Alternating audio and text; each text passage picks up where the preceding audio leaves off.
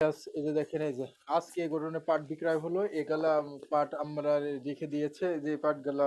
যেগুলো এগুলো মানে কমা কমা ধরনের পাট এই পাটগুলো আজকে মানে বাড়তি সেগুলো আজকে বাজারে এগুলো তারা গাড়ি লোড দিল এই কয়েকটা পাট তারা বাদ বাদ রেখে দিয়েছে কয়েকটা পাট এই যে দেখেন এইগুলা বাদ রেখেছে এগুলা বেচা কেনা হচ্ছে বাংলাদেশের কুষ্টিয়া জেলার যে পাটগুলো এই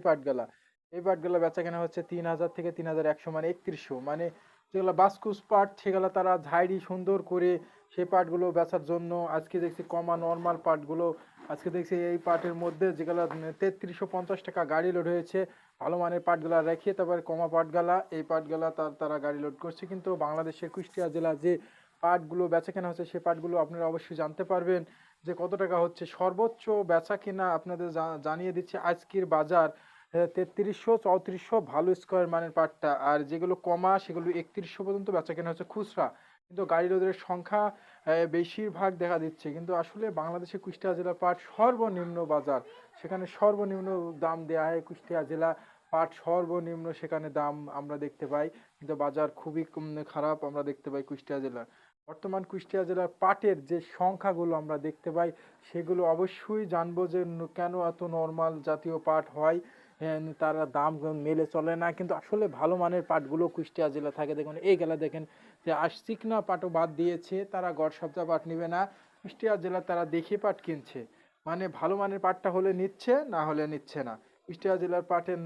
দোষ পড়ে গেছে যে ভালো মানের পাট আমরা মেলে দেয় না কিন্তু আসলে কুষ্টিয়া জেলার পাটায় আমি দেখতে পাচ্ছি ভালো ধরা নাই ফাটা নাই কিন্তু তারপরেও তারা বাইচি বাইচি পাট গাড়িতে লোড করে আসলে তারা বলছে যদি মেলে ধরা পড়ে তাহলে আমাদের ব্যবসা হবে না এজন্য তোমরা দিলে দাও না গাড়ি লোড দেবো না দিলে না দাও কিন্তু তারা নগদ টাকা দিয়ে পাট কিনছে আর যারা একটু মানে দাম বেশি দেওয়ার চেষ্টা করছে কিন্তু তারা টাকা দিচ্ছে না বাকি গাড়ি লোড দেওয়ার চিন্তা ভাবনা করছে আসলে আপনারা যে ব্যবসায়িক ভাইরা অবশ্যই আছেন ভালো ব্যবসায়িক ভাইরা কখনো পাটের গাড়ি বাকি দিয়েন না বাকি দিলে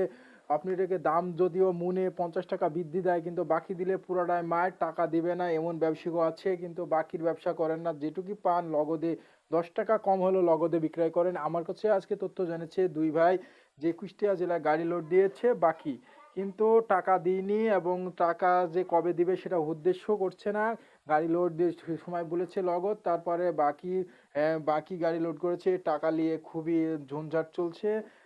আপনারা অবশ্যই যদিও ভালো চান তাহলে কখনো গাড়ি লোড দেওয়ার সময় বাকি পাট বিক্রয় করেন না অবশ্যই আপনারা জানতে পারবেন যে কুষ্টিয়া জেলার পাটের দাম কম হোক তবুও কিন্তু আপনারা নগদ বিক্রয় করার চিন্তা ভাবনা করেন আবার পরবর্তী ব্যবসা করতে পারবেন আর বাকি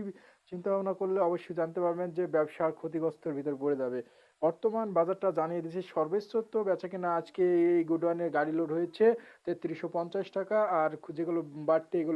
এগুলো পড়ে আছে এগুলো ৩১০০ টাকা বলছে তারা বলছে যে ধারে সুন্দরভাবে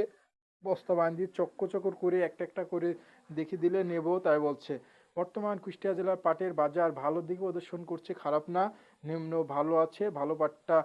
যেটা ১ নম্বর পাট কুষ্টিয়া জেলায় সেটা ৩৫-এর উপরে বেচা কেনা হচ্ছে আজকে খুচরা বেচা কেনা হচ্ছে ৩,১০০ এবং